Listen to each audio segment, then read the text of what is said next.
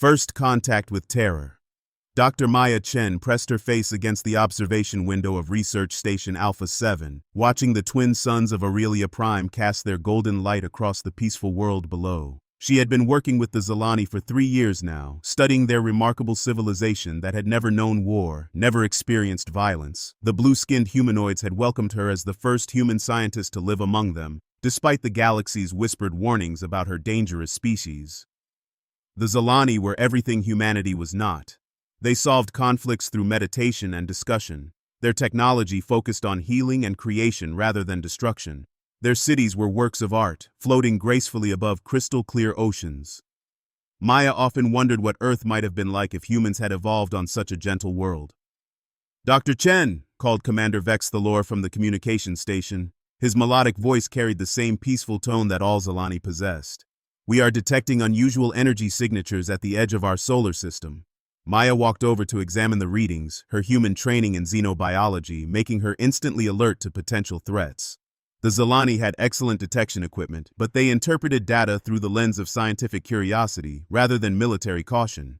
What they saw as interesting phenomena, Maya recognized as something far more dangerous. The energy patterns were massive, organized, and moving with purpose toward their system. She had seen similar readings in classified Earth military files, signatures that suggested advanced propulsion systems and weapons technology. But these readings were unlike anything in human databases, speaking of technology that operated on principles beyond current understanding. "Commander, how many ships are we detecting?" Maya asked, her voice tighter than she intended. Vex's large, gentle eyes studied the display with innocent curiosity. "The patterns suggest a fleet of considerable size, perhaps 200 or 300 vessels. They must be explorers like us, seeking new knowledge and friendship among the stars."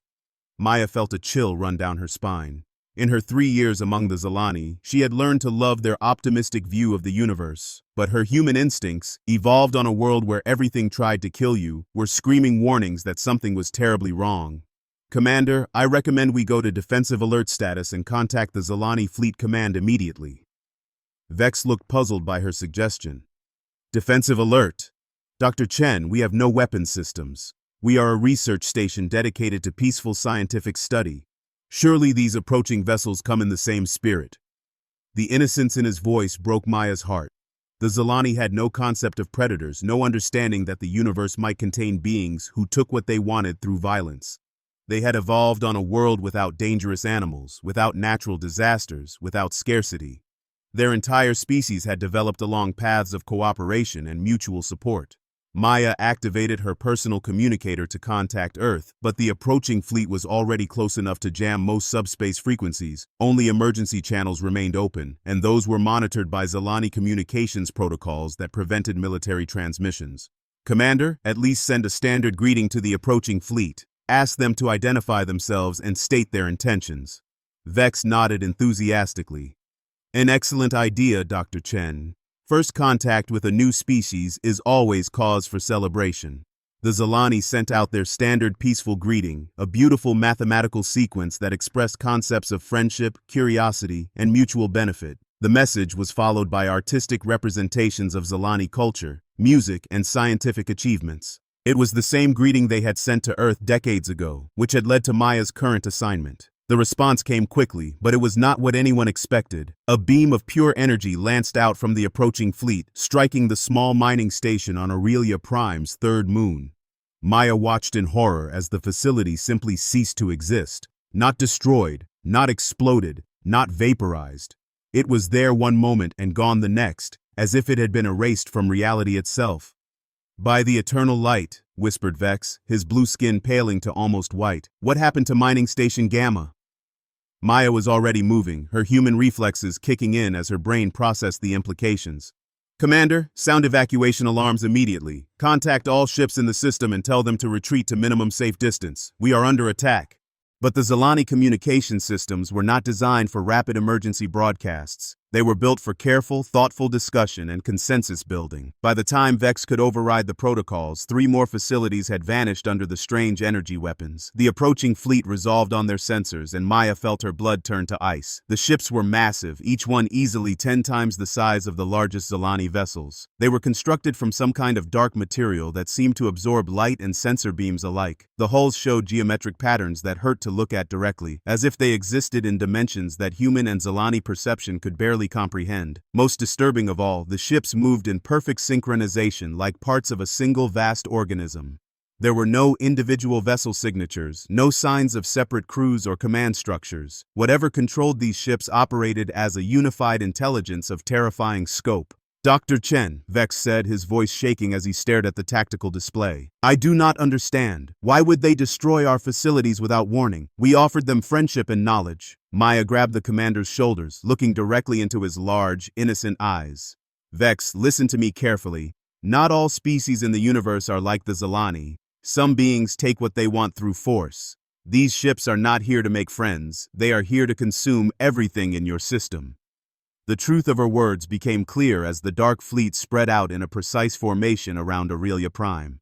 More energy beams lanced downward, not targeting specific facilities but systematically stripping away sections of the planet's surface. The beams operated like mining equipment on an enormous scale, extracting raw matter and somehow converting it into energy that flowed back to the alien ships. Maya realized with growing horror that they were witnessing a form of warfare beyond anything in human experience.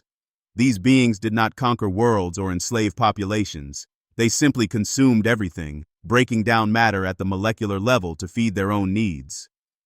The Zilani home fleet arrived within hours, their beautiful crystalline ships gleaming like jewels against the darkness of space. Admiral Keth Zorvain commanded the fleet from his flagship, the Harmony of Thought.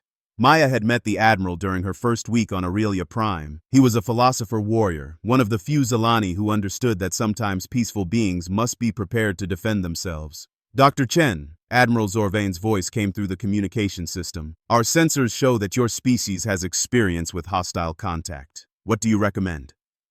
Maya looked at the tactical display showing the Zilani fleet facing an enemy 3 times their size, equipped with weapons that could erase matter from existence. The Zilani ships carried scientific equipment, mining lasers, and defensive shields designed to protect against space debris. They had never been built for war because the Zilani had never imagined war could exist. Admiral, you need to evacuate the planet immediately. Get every civilian transport you have and start moving people to safety. These beings cannot be negotiated with, and your current fleet cannot stop them. Admiral Zorvain was quiet for a long moment. Dr. Chen, there are 50 million souls on Aurelia Prime. Our largest transports can carry perhaps a few thousand each. Even if we had time for multiple trips, which we do not, we cannot save them all.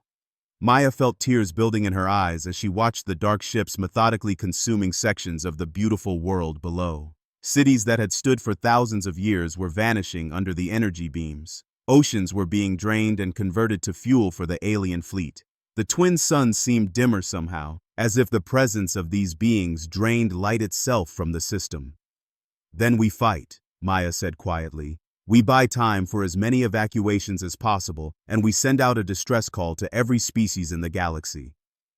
Admiral Zorvain's fleet moved into attack formation, their ships spreading out to engage the enemy. Maya watched as beautiful crystalline vessels that had never fired a shot in anger opened up with their mining lasers and scientific equipment jury-rigged into weapons. The beams struck the dark ships and were absorbed without effect, like throwing pebbles at a mountain. The response was swift and merciless. Energy beams reached out from the alien fleet, and Zilani ships began disappearing one by one. Each vessel that was struck simply ceased to exist, leaving empty space where moments before there had been hundreds of crew members and thousands of years of accumulated knowledge and culture. Maya activated the research station's emergency transmitter, broadcasting on all frequencies as she watched the Zilani fleet die trying to protect their world.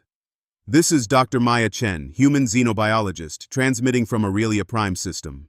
We are under attack by an unknown hostile force equipped with matter disruption weapons. The Zilani civilization faces complete extinction. Estimated enemy strength, 300+ vessels of unknown configuration. Peaceful contact impossible. Immediate military assistance required. She paused, watching as Admiral Zorvain's flagship took a direct hit and vanished like a soap bubble, taking with it one of the wisest and most compassionate beings she had ever known.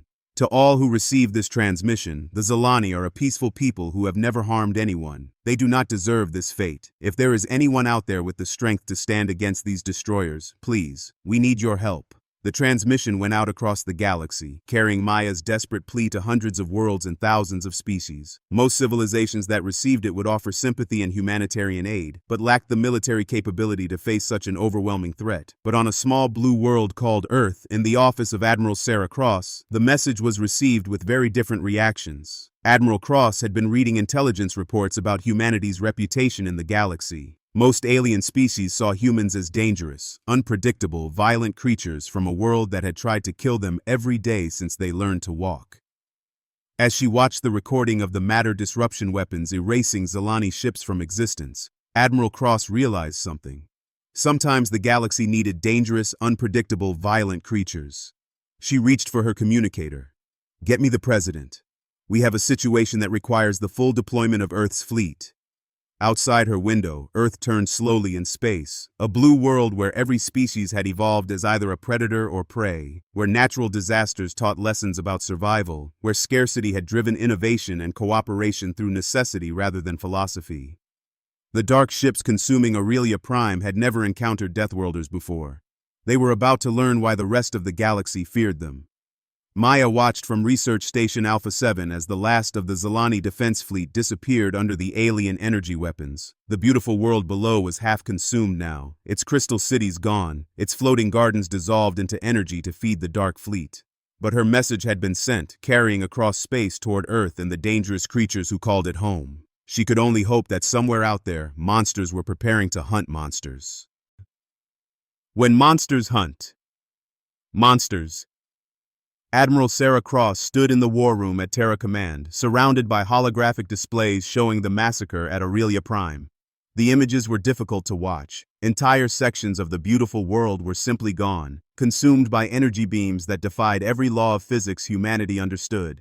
What had once been a thriving civilization of 50 million souls was being systematically devoured by an enemy that treated planets like fuel stations. "Madam Admiral," said General Marcus Webb, his weathered face grim as he studied the tactical reports, "our intelligence suggests these void swarm entities have consumed at least 12 star systems in the past century. Every civilization that has encountered them has been completely annihilated." President Catherine Hayes leaned forward in her chair, her sharp eyes focused on the data streaming across the displays. "What's our fleet status, Admiral?" "We can deploy 180 combat vessels within 72 hours, Cross replied. "The USS Retribution and the 5th Fleet are already mobilizing. Captain Jake Mitchell has volunteered to lead the advance force." General Webb shook his head. "Sarah, these things have weapons that can erase matter from existence. Our armor, our shields, none of it means anything against that kind of technology." Admiral Cross had been thinking about this problem since Maya Chen's transmission arrived. Humanity had always been outnumbered, outgunned, and outmatched throughout their history, but they had survived by being unpredictable, by using tactics that civilized species would never consider. "General, what if we approach this differently? Every species that's faced the Void Swarm has tried to fight them conventionally. Maybe it's time for some Deathworlder thinking." Across the galaxy, Captain Jake Mitchell stood on the bridge of the USS Retribution, watching his crew make final preparations for departure. The ship was a Titan-class dreadnought, bristling with plasma cannons, kinetic railguns, and nuclear torpedoes. It had been built for one purpose: to destroy anything that threatened humanity. Mitchell was a veteran of the Martian colony wars and the asteroid belt conflicts. He had grown up on Luna Base, where a single hull breach meant instant death for everyone inside. His crew came from similar backgrounds, men and women forged by the constant dangers of living in space around a world that had tried to kill their ancestors for millions of years. "Captain," called his first officer, Commander Lisa Park, "we're receiving priority transmissions from the Korthak Empire and the Axiom Collective. Both want to join our task force." Mitchell raised an eyebrow. The Korthak were warrior priests who had been hostile to humanity for decades. The Axiom Collective were logical beings who usually avoided military conflicts entirely. "They're volunteering to fight alongside humans?" "Sir, it seems the Void Swarm has everyone scared. The Korthak message says they'd rather fight beside Deathworlders than face extinction alone." The axiom calculate that human tactical unpredictability gives the Alliance a 23.7% chance of survival, which they consider acceptable odds. Dr. Elena Vasquez emerged from the ship's science bay, carrying datapads loaded with analysis of the Void Swarm weapons. She was Terra Command's leading expert on exotic physics, recruited from the universities of New Geneva specifically for her work on quantum field manipulation. Captain, I've been studying the sensor data from Aurelia Prime. These matter disruption beams operate by destabilizing atomic bonds at the subatomic level, but the process requires enormous amounts of energy and creates massive quantum instabilities. Mitchell studied her findings, his tactical mind immediately seeing possibilities. Instabilities that we might be able to exploit? Exactly. If we can create resonance interference at the right frequency, we might be able to disrupt their weapon systems, but it would require getting close enough to scan their energy patterns during active firing. Commander Park looked up from her tactical display. Sir, that means someone would have to fly directly into their weapon beams and survive long enough to take measurements. Mitchell smiled grimly. Sounds like a job for Deathworlders. The combined fleet assembled at Nexus Station, a massive space dock on the edge of human territory. Mitchell watched as alien vessels joined his formation, each species bringing their own unique capabilities to the fight. War Chief Grix arrived aboard the Korthak battleship Blood and Honor. The massive alien stood over 8 feet tall, his reptilian features marked with ceremonial scars that told the story of 1,000 battles. His people were natural warriors, but they had never faced an enemy like the Void Swarm. Human Captain, Grix rumbled in his deep voice. My warriors are honored to fight beside your pack. We have heard tales of your species' ferocity in battle. The Axiom ships were sleek vessels designed for maximum efficiency and logical battle tactics. Their commander, Logic Prime Zeta 7, communicated through precise mathematical equations that were translated by the fleet's computers. Captain Mitchell, our analysis indicates optimal success requires coordinated strikes at calculated intervals. We have identified 347 potential tactical approaches with varying probability matrices. Lieutenant Commander Amy Stone led the fighter squadrons piloting modified Raptor-class interceptors equipped with the latest human technology. She had grown up on the storm-racked world of New Titan, where the atmosphere was constantly trying to crush or electrocute anything that moved. Her pilots came from similar harsh environments across human space. Captain, the fighters are ready for reconnaissance runs. My people are used to flying through hell and coming back alive. The combined fleet jumped to hyperspace, racing toward Aurelia Prime where Maya Chen was still transmitting updates on the Void Swarm's progress. By the time they arrived, only 30% of the beautiful world remained unconsumed. The dark ships continued their methodical harvesting, completely ignoring the approaching rescue fleet. Mitchell studied the enemy formation through his tactical display. The Void Swarm ships moved in perfect coordination, their matter disruption beams working in systematic patterns to strip away sections of the planet. There were no individual ship signatures, no command hierarchy that human tactics could target. Dr. Vasquez, are you getting the readings you need? The scientist was frantically analyzing sensor data as they approached. The energy patterns are incredibly complex, but I'm starting to see a rhythm. The quantum instabilities build up and release in cycles. If we time our attacks perfectly, we might be able to create a resonance cascade. All ships, this is Mitchell. We're going to try something that's probably insane. Fighters will make strafing runs to gather detailed sensor data. Capital ships will provide covering fire and attempt to draw their attention. Once Dr. Vasquez has what she needs, we'll coordinate a synchronized attack on their quantum field generators. War Chief Grix's voice boomed across the communication channel. Human Captain, this plan requires flying directly into their weapon fire with no guarantee of survival. That's correct, War Chief. Any species with common sense would call it suicide. There was a pause, then Grix's rumbling laugh filled the channel. Then it is perfect for warriors and Deathworlders. My ships will take point position. The battle began with Amy Stone's fighter squadrons diving straight into the Void Swarm formation. The small, agile craft dodged between matter disruption beams while their sensors recorded energy patterns and quantum signatures. 3 fighters were caught by the alien weapons and simply ceased to exist, but the rest transmitted crucial data back to Dr. Vasquez. The Korthak battleships charged directly at the enemy, their heavy armor absorbing partial hits from the disruption beams. Unlike the Zelani ships, which had been completely erased, the Korthak vessels were built for war. They could survive glancing blows from the alien weapons, though direct hits were still fatal. War Chief Grix stood on his bridge as energy beams carved deep trenches in his ship's hull. By the warrior's code, these enemies fight without honor. They show no respect for brave opponents. The Axiom ships provided long-range fire support, their precisely calculated attacks targeting the mathematical weak points that Logic Prime Zeta-7 had identified in the Void Swarm formation. Their weapons had minimal effect on the dark hulls, but they succeeded in disrupting some of the enemy's coordination patterns. Mitchell brought the Retribution and the human heavy cruisers into close engagement range, using their superior maneuverability to avoid the worst of the enemy fire. Human ships had been designed by a species that lived in constant danger, with redundant systems, heavy armor, and the ability to keep fighting even after massive damage. "Captain," Dr. Vasquez called out from her station.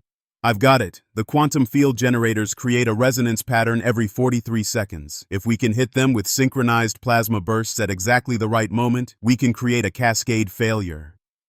The plan required split-second timing across multiple ship classes, with different weapon systems and reaction speeds. Any civilized species would have needed hours of careful coordination to attempt such a complex maneuver.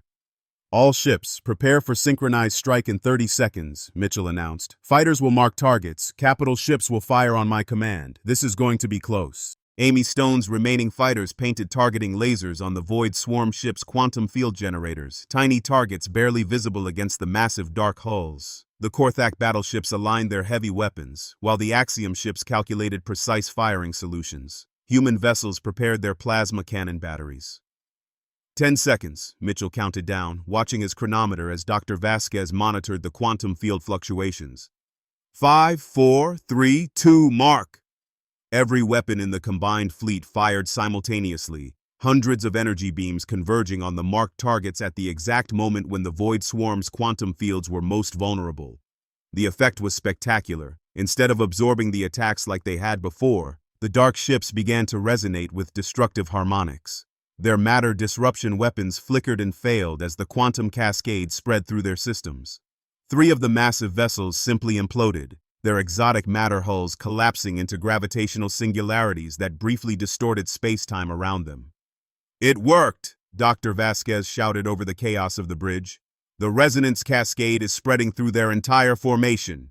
But their victory was short-lived. The remaining Void Swarm ships adapted to the attack with terrifying speed. Their quantum fields shifted to new frequencies, and their weapons came back online with even greater power than before. "Captain," Commander Park called out urgently, "long-range sensors are detecting massive energy signatures approaching from hyperspace. It looks like the main Void Swarm fleet." Mitchell watched his tactical display as hundreds of new contacts appeared on the edge of the system. The force they had been fighting was just a scouting element. The real invasion fleet was arriving, and it was 10 times larger than anything they had prepared for. "All ships, this is Mitchell. We've bloodied their nose, but the main event is just starting. Damage report?"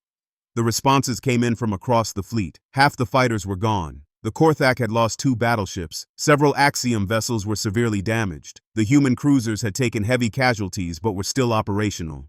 War Chief Grix's voice came through heavy static from his damaged ship. "Human Captain, my warriors are ready to die in glorious battle, but perhaps it is time for the legendary Deathworlder tactics we have heard whispered about." Mitchell looked at the massive enemy fleet deploying around what remained of Aurelia Prime. Dr. Maya Chen was still broadcasting from Research Station Alpha 7, somehow still alive despite being at the center of the battle zone. 50 million Zilani civilians were depending on them to buy time for evacuation ships that might never come. "All ships, fall back to defensive positions around the evacuation zone. Dr. Vasquez, I need to know if that resonance cascade effect can be amplified." The scientist was already working on the problem. "Captain, if we could create a large enough quantum instability field, it might disrupt their entire fleet, but it would require enormous amounts of energy, more than our entire fleet could generate." Commander Park looked up from her damage control reports. "Sir, what about using our ship reactors as weapons? Controlled overloads timed with the resonance frequency?" Mitchell considered the implications. It was a tactic that only Deathworlders would consider, using their own ships as giant bombs in a coordinated strike that would likely kill everyone involved. "That's completely insane, Commander." "Yes, sir. Will it work?" "Dr. Vasquez?" The scientist ran rapid calculations. "Theoretically, yes. But the timing would have to be perfect, and the ships would have to maintain position, even while their reactors were going critical." Mitchell opened a channel to the entire fleet. "All ships, I'm about to propose something that goes against every rule of civilized warfare. We're going to use our ships as weapons, flying directly into the enemy formation while our reactors overload. The goal is to create a resonance cascade that destroys their entire fleet." War Chief Grix was the first to respond. Human Captain, this is the most glorious battle plan I have ever heard. My warriors accept with honor. Logic Prime Zeta 7's mathematical response translated as enthusiastic agreement. Probability of mission success increases to 67.3% with total commitment of all vessels. Acceptable tactical exchange. Lieutenant Commander Stone's voice came through clearly despite the chaos around them. Sir, my fighters are already damaged. We'll make the first run and mark targets for the capital ships. As the main Void Swarm fleet moved into attack formation, Mitchell realized that sometimes the only way to save civilized species was to be completely uncivilized. The galaxy was about to learn why Deathworlders were the monsters other monsters feared. Death before dishonor. The main Void Swarm fleet emerged from hyperspace like a nightmare-made manifest. Over 1,000 dark ships materialized around Aurelia Prime, their exotic matter hulls absorbing light and hope in equal measure. At the center of the formation loomed the Hive ship, a massive structure the size of a small moon, its surface covered in geometric patterns that seemed to shift and writhe as if alive. Captain Jake Mitchell stood on the bridge of the USS Retribution, watching his tactical display as the enemy force deployed in perfect mathematical precision. His combined fleet of 180 vessels suddenly seemed pitifully small against such overwhelming numbers. But he had made his decision, and every person under his command had volunteered for what would likely be their final mission. Dr. Maya Chen's voice crackled through the emergency communication channel from Research Station Alpha 7. Captain Mitchell, I'm reading massive energy buildups across the enemy fleet. I think they're preparing to accelerate the planetary consumption process. Mitchell opened a channel to Dr. Elena Vasquez in the Science Bay. Doctor, how much time do we have? Based on their current energy patterns, they'll finish consuming Aurelia Prime within 6 hours. After that, they'll have enough stored matter to jump to the next system immediately. Commander Lisa Park looked up from her evacuation coordination display. Sir, the refugee transports have managed to evacuate approximately 2 million Zelani civilians. But there are still over 40 million souls in the underground shelters waiting for rescue ships that may never come.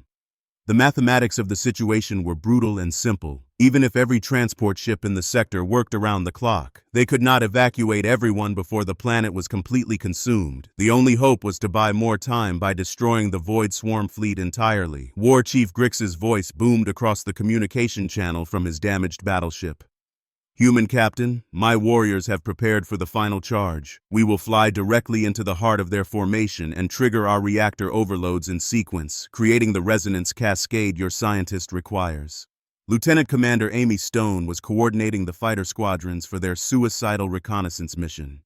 Captain, my pilots have identified the quantum field generators on their capital ships. We'll paint the targets and transmit the data right up until our reactors go critical. Logic Prime Zeta 7 had calculated the precise positioning and timing required for maximum effect. Captain Mitchell, mathematical analysis confirms optimal success requires simultaneous reactor overloads at 127 specific coordinates within the enemy formation. Probability of survival for participating vessels, 0.00%. Mitchell walked to the observation window, looking out at the dying world where innocent beings huddled in shelters, waiting for salvation that might never come.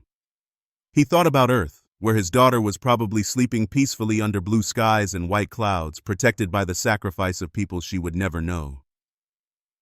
All ships, this is Captain Mitchell. What we're about to attempt goes against every principle of civilized warfare. We're going to fly our ships directly into the enemy formation, overload our reactors, and create a quantum cascade reaction that will hopefully destroy their entire fleet. He paused, watching as confirmation signals came in from across the Allied fleet. Human crews who had grown up in the harsh environments of space colonies and dangerous worlds. Korthak warriors whose culture celebrated death in battle above all else. Axiom logicians who had calculated that sacrifice was the only rational choice. I want everyone to understand what this means. We're not coming back, but every minute we buy those evacuation ships, every life we save, makes this sacrifice worthwhile. The galaxy will remember what happened here today. Dr. Vasquez transmitted the final targeting data to all ships, precise calculations that would determine the fate of billions of innocent beings across multiple star systems. The quantum resonance cascade had to be triggered at exactly the right points within the Void Swarm formation, or the effect would fail and their sacrifice would be meaningless. Amy Stone led the fighter squadrons in their final approach, her Raptor-class interceptor dancing between matter disruption beams that could erase her from existence with a single hit. Her pilots had grown up on worlds where the weather could kill you, where the ground itself was hostile, where survival meant never backing down from a fight. All fighters, maintain formation and mark your targets. Remember, we're buying time for 50 million souls who never hurt anyone. Make it count. The small, agile craft dove into the heart of the Void Swarm fleet, their sensors painting targeting data on the massive ship's quantum field generators. 3 fighters were caught by the alien weapons and simply vanished, but the rest transmitted their data successfully before beginning their reactor overload sequences. War Chief Grix brought his battleship Blood and Honor on a collision course with one of the massive Void Swarm vessels. His bridge was filled with Korthak warriors chanting ancient battle hymns, their scarred faces showing no fear as they prepared for glorious death. Human Captain, it has been an honor to fight alongside your pack. May our sacrifice be remembered in the halls of warriors. The Korthak ship plowed directly into the enemy vessel's defensive fields, its reactor building toward critical overload as matter disruption beams carved deep wounds in its armored hull. But Grix and his warriors held their course, their ship's final transmission a war cry that echoed across the fleet communication channels. The Axiom vessels approached their targets with mathematical precision, their logical crews having accepted the certainty of death with the same calm they applied to all calculations.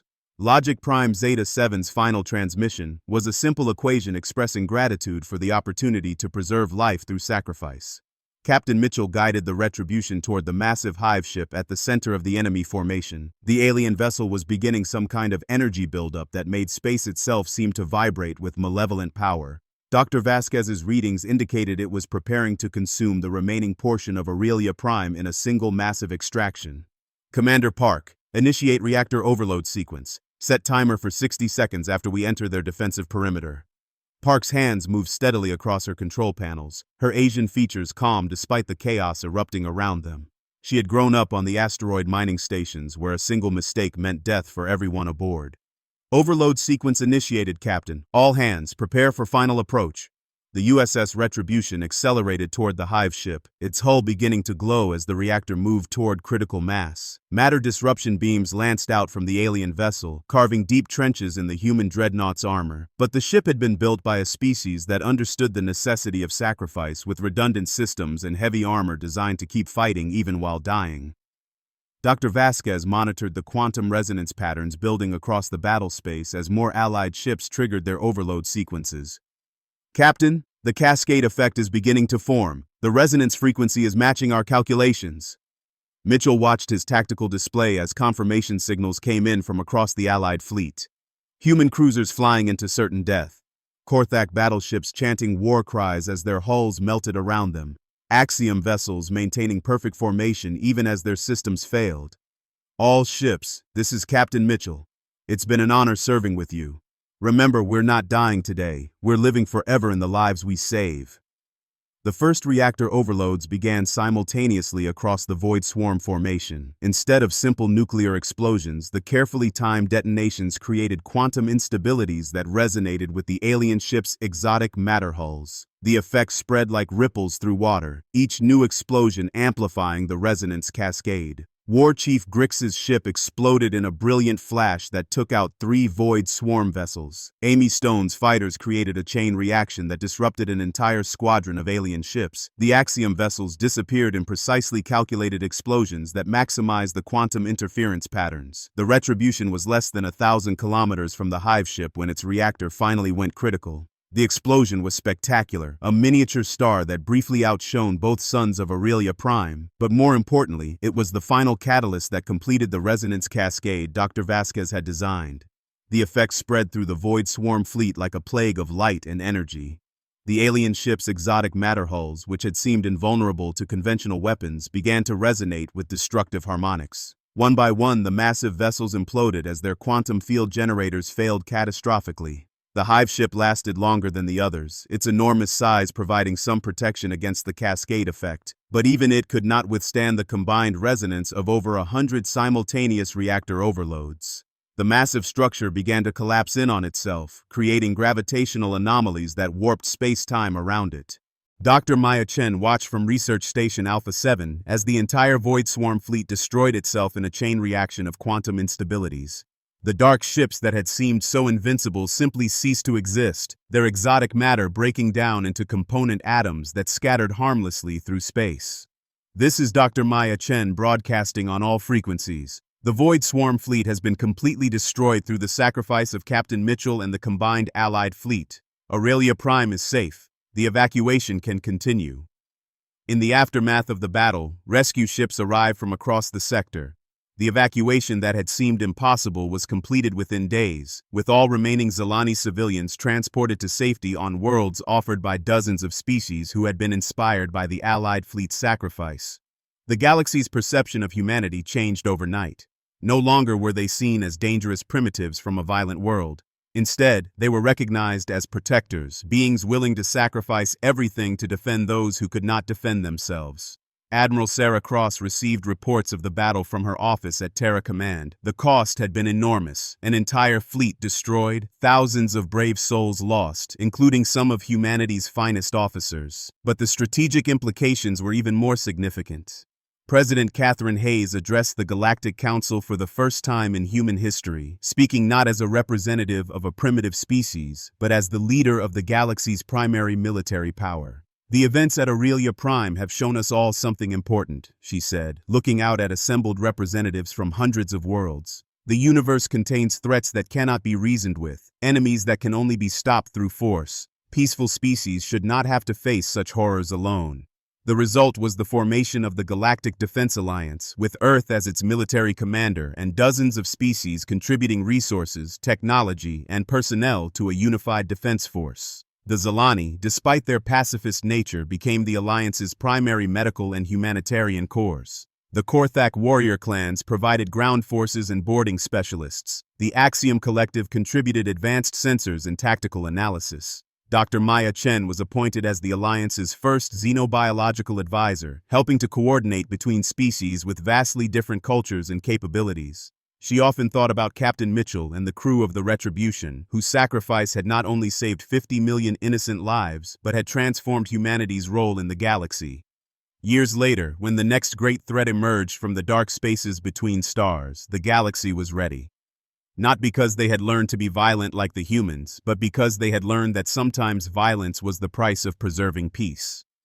The memorial to the Battle of Aurelia Prime was built on Earth in a place where children could see it and understand the cost of freedom. The inscription was simple. They were called Deathworlders, monsters, primitives, but when innocents called for help, they answered with courage, sacrifice, and love. Maya Chen often visited the memorial, remembering the moment when monsters chose to hunt monsters, when the dangerous became protectors, and when the galaxy learned that sometimes the scariest beings are exactly the ones you want on your side. The stars looked different now, no longer cold and distant, but warm with the knowledge that somewhere among them, brave souls stood ready to answer when the innocent called for help. And in the deepest reaches of space, other predators had learned to fear the small blue world whose children had turned sacrifice into victory, and love into the greatest weapon of all.